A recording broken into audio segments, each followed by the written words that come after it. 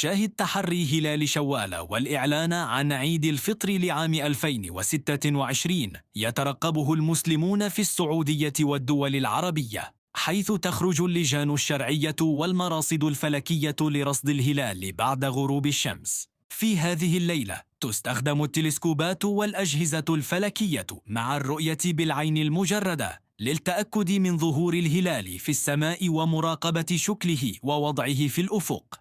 تخرج اللجان إلى أعالي المناطق والمراصد المختلفة لتأمين أفضل زوايا الرصد، وتوثق كل رصد بالصور والتقارير الفلكية للإعلان الرسمي. فإذا ثبتت رؤية الهلال فسيكون يوم الجمعة 20 من شهر مارس 2026 أول أيام عيد الفطر في السعودية وعدد كبير من الدول العربية.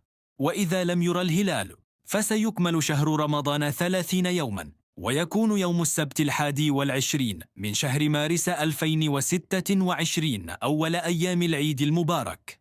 ولذلك ينتظر المسلمون إعلان الجهات الرسمية بعد انتهاء تحري الهلال لتحديد بداية عيد الفطر بشكل رسمي، مع توثيق كل خطوة في هذه الليلة المهمة.